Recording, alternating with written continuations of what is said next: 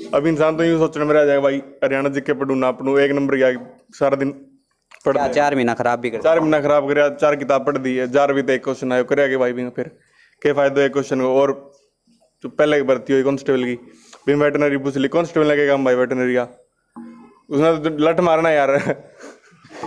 नमस्कार जी, बहुत बहुत स्वागत है आप सभी का हमारे चैनल पे। एचएसएससी के मुद्दों को लेके आए हैं। आप लोग बोलते हो कि कोई भी एकेडमी जो है वो हमारे फेवर में नहीं आ रही, सारी एकेडमी को फीस लेने से मतलब है, तो ऐसा नहीं है। आज हम लोग कैरियर पावर एकेडमी हिसार में खड़े हैं और यहाँ पर आप लोग देख सकते हो कैरियर पावर की जो टीम है वो हमारे साथ खड़ी है। क्या क्या मुद्दे हैं जो बच्चे प्रोटेस्ट कर रहे हैं, 3-4 दिनों से पंचकुला में बैठे हैं, एचएसएससी ऑफिस के आगे बैठे हैं, तो सर ने भी हमें बताया कि किस प्रकार से एचएसएससी की कुछ रणनीतियाँ हैं जो सही नहीं है, जिनमें मुख्य सिस्टम ये था कि एक तो एचएसएससी अपना सिलेबस बताए बच्चों को, क्योंकि हम पिछले 3-4 महीनों से बच्चों को हरियाणा जीके रटवाते रहते हैं लेकिन हरियाणा जीके का एक भी क्वेश्चन नहीं आता। दूसरा, बच्चों को पता नहीं होता कि कब एग्ज़ाम होगा, वो 6 महीने तैयारी करते हैं, उसके बाद तैयारी छोड़ देते हैं कि यार पता नहीं कब एग्ज़ाम होगा। तो ऐसे कई मुद्दे हमारे साथ जुड़े हैं, उनसे जानते हैं। नमस्कार सर। नमस्कार जी। सर बहुत बहुत स्वागत है आपका। और सर बताएं कि क्या क्या मुद्दे हैं जो एचएसएससी गलत करी है बच्चों के साथ। देखिए, एचएसएससी का एक पैनल है जो बच्चों को डिसाइड करता है कि भाई बच्चे कैसे आगे एग्ज़ाम देंगे, ठीक है। और एग्ज़ाम बच्चों के शेड्यूल के अकॉर्डिंग भी होना चाहिए। अब देखिए, आप जितने भी एग्ज़ाम्स हुए हैं उनमें बहुत सारी डिस्टर्बेंस हुई है, बहुत सारी गलतियां भी एचएसएससी की तरफ से हुई हैं। जैसे एग्ज़ाम की लीकेज है, कुछ सीटर्स भी आपको मिले हैं और कुछ सेंटर्स को लेकर के भी डिस्प्यूट हुआ है। बच्चे उस वजह से काफ़ी नाराज़ हैं और जो अभी परसेंटाइल मेथड यूज़ करके जिन बच्चों का सिलेक्शन हुआ है वो तो खुश हैं, लेकिन जिन बच्चों का नहीं हुआ है वो बहुत नाराज़ है इस चीज़ से। और हमें देखिए, बच्चा इतनी मेहनत करके अपने आप को तैयारी करके अपने आप को इतना मतलब काबिल बनाता है ताकि मेरी जॉब लग जाए। और वैकेंसीज़ ऐसे नहीं है कि भाई अब एक एग्ज़ाम उनका निकल गया तो दूसरे में उसका 100% हो जाएगा।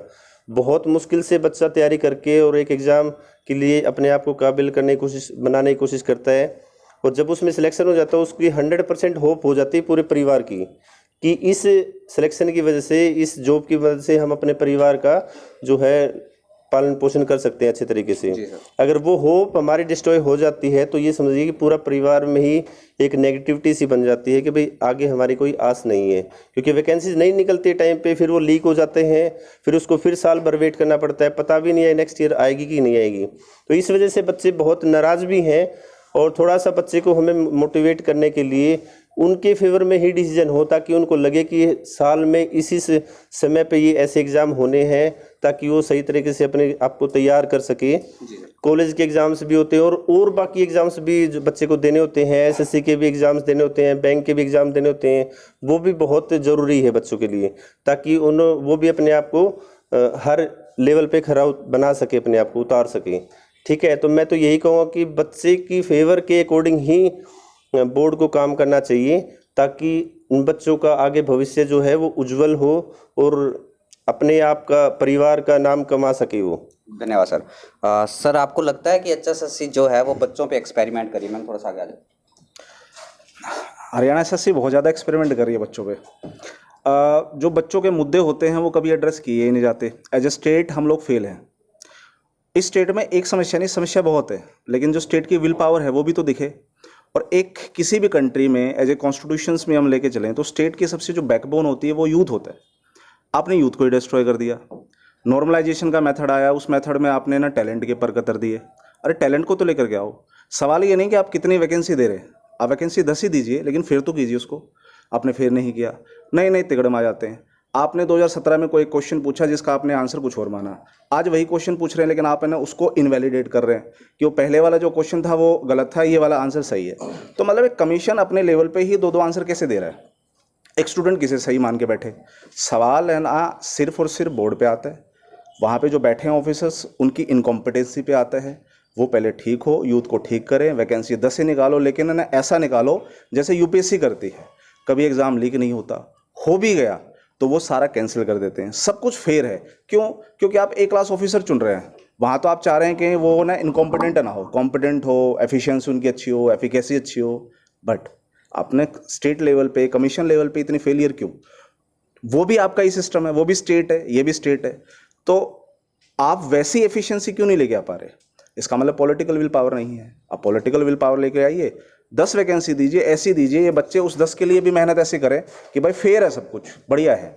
आपने पहले जो एग्ज़ाम लिए हरियाणा एसएससी ने, वो तो बड़ा फेयर लिया, बहुत बढ़िया लिया, बच्चे कॉन्फिडेंस में आए, बहुत जो गरीब घर से बच्चे थे वो भी उठे, लेकिन अब नहीं हो पा रहा ऐसा। तो गड़बड़ कहाँ है? पॉलिटिकल विल पावर में। तो मैं तो यही कहूँगा कि जो स्टेट है, जो बोर्ड मेंबर हैं, वो ना एड्रेस करे बच्चों को। और किसी भी देश का जो बैकबोन होता है वो यूथ होता है। अब अपने यूथ को डिस्ट्रॉय मत करो। दुनिया में बहुत सारे देश ऐसे हैं, यूथ को एड्रेस नहीं किया, देश गया। यूथ को जिसने एड्रेस किया वो बहुत आगे है। सबसे बेस्ट एग्जाम्पल है चाइना। चाइना ने कितना बढ़िया काम किया है। हाँ, उनके पॉलिटिकल सिस्टम थोड़े अलग हैं, बट काम तो उनका बहुत बढ़िया है। यूथ को बहुत अलग अलग जेनर में भेजते हैं, बोलते हैं आप इसलिए काम कर सकते हैं, आप सेना में जाने लायक, हम सेना में भेजेंगे। स्किल करते हैं ना, स्किल करते हैं अपने लोगों को। हम अपने बच्चों को स्किल ही नहीं कर पा रहे। एजुकेशन लेवल आपका वैसे ही गया गुजरा था। अब यहाँ जितने बच्चे बैठे हुए हैं, कोई नॉन मेडिकल से है, कोई मेडिकल से है, तैयारी वो हरियाणा से कर रहा है। अरे वो आपके स्टेट का ही हिस्सा है, आपके स्टेट को वो आगे बढ़ाना चाहता है। आप इनको वो मौका क्यों नहीं दे रहे?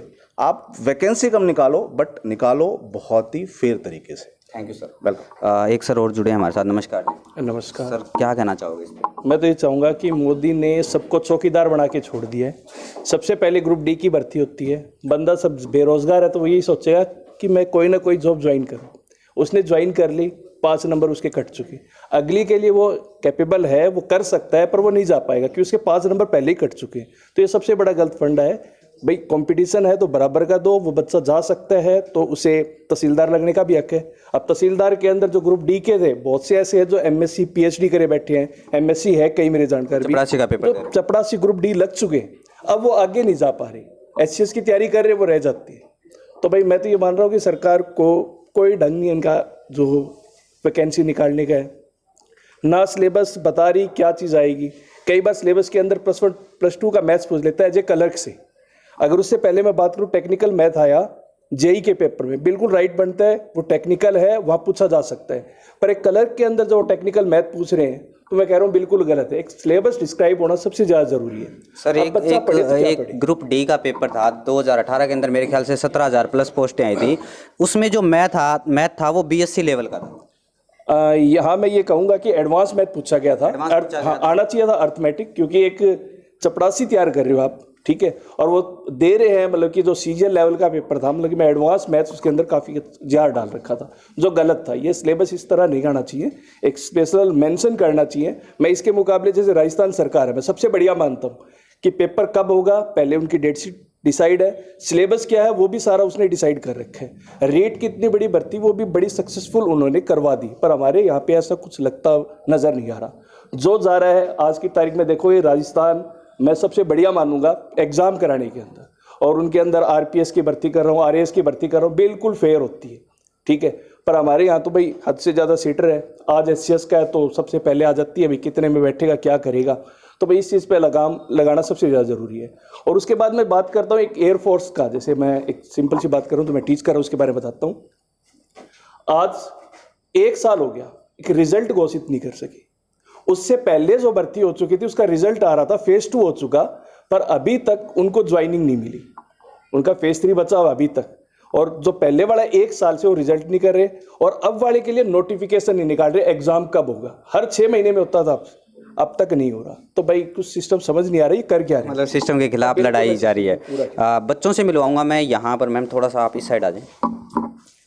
फॉर्मलाइजेशन का सिस्टम किया है एचएसएससी ने, और बच्चे वहाँ पे प्रोटेस्ट कर रहे हैं, आपको क्या लगता है? सर, बच्चे जो कर रहे हैं प्रोटेस्ट सही कर रहे हैं, और अभी हमारी तैयारी चल रही है। अगर हमें मौका मिला वहाँ जाने का तो हम भी उनके सपोर्ट में साथ में जाएंगे और करेंगे। और मेरा तो सर मुद्दा सबसे पहले यही है एचएसएससी के साथ है कि सबसे पहले उनको अपना कैलेंडर और हमारा जो क्राइटेरिया ना सिलेबस का, वो उनको निर्धारित करना चाहिए। या हमें चाहे यूपीएससी का लेवल बता दो, हम वो भी कर देंगे, लेकिन बता दो हमें कि ये आएगा एग्जाम में। कभी एनिमल हस्बेंड्री दे देते हैं, कभी कुछ दे देते हैं, कभी कुछ, उनका क्राइटेरिया फिक्स नहीं है। नमस्कार सर। नमस्कार। मैं पहली बार आया हूँ इस एचएसएससी में पढ़ने के लिए। मैंने ग्रेजुएशन किया बायोटेक से, साइंस से। तो यहाँ आकर पता चला कि यहाँ बहुत बड़ा सिलेबस है। हमने स्टार्टिंग से पढ़ा है, देखा है कि हमें यूनिवर्सिटी से सिलेबस मिलता है, टॉपिक्स मिलते हैं कि ये पढ़ना है, ये करना है। आगे हमें डेट फाइनल रहती है कि कब एग्ज़ाम होगा, तो हमारी पूरी प्लानिंग पूरी साल की 6 महीने की रह जाती है। लेकिन यहाँ आने के बाद ऐसा कुछ नहीं है। जब फ्रेंड से डिस्कस हुआ कि एचएसएससी में क्या है क्या नहीं है, तो बोला कि ये समुंदर है, यहाँ कूद जाओ, जो मिलेगा जो आता आएगा देख लेना। तो ये चीज़ है, मेन मुद्दा तो यही है कि हमें सिलेबस दो, हमें हमारा टारगेट डिसाइड करने के लिए हमें आगे की डेट दो एग्ज़ाम की, बस मेन चीज़ यही है। ओके, हाँ जी, कुछ बोलोगे सर? ना जी मैडम, हाँ जी भाई साहब। हाँ जी sir, me being a student की अभी क्या करूं, मतलब पता भी नहीं है क्या पढ़ना है क्या नहीं पढ़ना। एटलीस्ट मटेरियल तो बता सकते हैं कि ये पढ़ना है ये नहीं पढ़ना। अभी इंसान तो यूँ सोचने में रह जाएगा भाई हरियाणा जीके पढ़ूँ ना पढ़ूँ, एक नंबर की सारा दिन क्या 4 महीना खराब भी कर 4 महीना खराब कर 4 किताब पढ़ दी है, 4 भी तो एक क्वेश्चन आयो करे भाई भी फिर क्या फायदा एक क्वेश्चन को। और जो पहले की भर्ती हुई कांस्टेबल की भी वेटनरी पूछ ली, कांस्टेबल लगेगा हम भाई वेटनरी का, उसने तो लठ मारना यार। ठीक है, तो मैं कहना चाहूँगा सर, और साथ में ना तो कोई सिलेबस फिक्स है और ना ही वो कुछ बता रहे हैं। अगर बता दें तो हम कुछ भी दो तो वो कर लेंगे सर। जैसे कि पिछले एग्ज़ाम में हुआ था सर, अभी कांस्टेबल का ये 2 बार ही हुआ है सर। ऐसे तो एसएससी ने अभी 60 लाख बच्चों का जीडी का पेपर लिया है सर, 1 महीने लगातार चला है, उसमें कोई दिक्कत नहीं है सर। पर ये हरियाणा पुलिस वाला 2 बार ही हो गया सर, अब की बार भी बच्चों को दिक्कत है सर। तो सिलेबस फिक्स के बारे में कहना चाहूँगा सर। हाँ जी, नमस्कार जी। नमस्कार जी। मेरा सर हरियाणा एसएससी से अनुरोध रहेगा कि जो भी ये हरियाणा में एग्ज़ाम होते हैं उनमें नॉर्मलाइजेशन और परसेंटेज मेथड का जो ये सिस्टम अपनाया गया है इसमें थोड़ा सुधार करें, और एक सिलेबस और जो डेट एग्ज़ाम है कलरक जो भी एग्ज़ाम हुए हैं उनका जो कैलेंडर है वो डेट फिक्स करें, तैयारी करने में कोई समस्या ना हो। हाँ जी, कुछ बोलोगे? तो ये बच्चे थे हमारे साथ कैरियर पावर एकेडमी के, जिन्होंने बताया। कुछ बच्चे नहीं बोल रहे, मेरे ख्याल से वो कैमरा फेस नहीं करना चाहते, या तो इनको शर्म आती होगी कैमरा फेस करने में। लेकिन सभी की मांग यही है कि जो एचएसएससी हथकंडे अपना रही है, बच्चों पे नए नए प्रैक्टिकल कर रही है, वो प्रैक्टिकल करना बंद करे और इनकी जो जायज़ मांगे हैं उनको माने। एक तो सिलेबस इनका फिक्स होना चाहिए, दूसरा जो सीटर बैठते हैं, एक बंदा 5-5 बच्चों के एग्ज़ाम दे रहा है, ठीक है, तो ये सारी की सारी चीज़ें बंद करनी चाहिए। इसमें सिस्टम मिला हुआ है, प्लस जहाँ पे एग्ज़ाम होता है वहाँ पर भी जो लोग एग्ज़ाम कंडक्ट करवाते हैं वो एजेंसी भी मिली होती है। आपकी क्या राय इस रिपोर्ट पे कमेंट सेक्शन में ज़रूर बताएं।